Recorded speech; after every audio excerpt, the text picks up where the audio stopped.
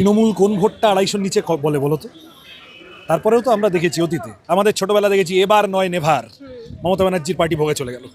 2006 সালে একটার পর একটা পত্রিকা লিখতে শুরু করলো, এইবারে কেজেরাও আসছেন, এইবারে আর সিপিএম পারবে না, তৃণমূল আসছেই সংখ্যা বলে বলে।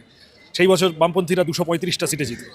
তো সুতরাং তৃণমূল ওইসব বলতে হয়, নিজের সমর্থকদের বাজার গরম করার জন্য বলতে হয়। তো এই যে যুবসাথীর লাইনে ছেলেরা মেয়েরা দাঁড়াচ্ছে, টাকাটা নিচ্ছে, নিতে নিতে কাঁচা গালাগাল করে দিচ্ছে তৃণমূলের সরকারকে, বলছে যে জিনিসের দাম বেড়েছে, চাকরি নেই, আমি বাধ্য হয়ে টাকাটা নিচ্ছি।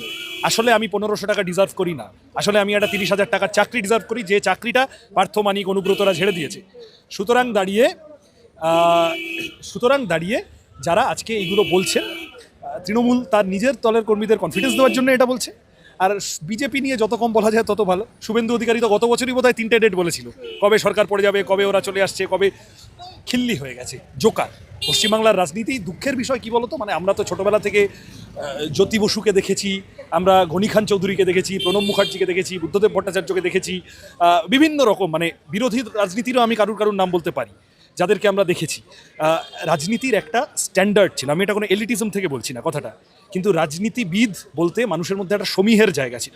এখন রাজনীতিবিদ বলতে দাঁড়িয়ে গেছে যে সেলুনে ঢুকে দাড়ি কামিয়ে দিচ্ছে জোর করে খুর কেড়ে নিয়ে, ও কিন্তু দাড়ি কামাতে জানে না। ও যদি ক্ষৌরকার হতো এবং ভোটে দাঁড়াতো শ্রদ্ধা থাকতো। ও কিন্তু ঘুঁটে দিতে জানে না, ও কিন্তু রান্না করতে জানে না, ও বেলে দিতে রুটি বেলতে জানে না, ও ওখানে ফটো তোলার জন্য রুটি বেলতে যাচ্ছে, দাড়ি কামাতে যাচ্ছে। খিল্লি বানিয়ে দিয়েছে রাজনীতিকে, এবং এটা করছে তার কারণ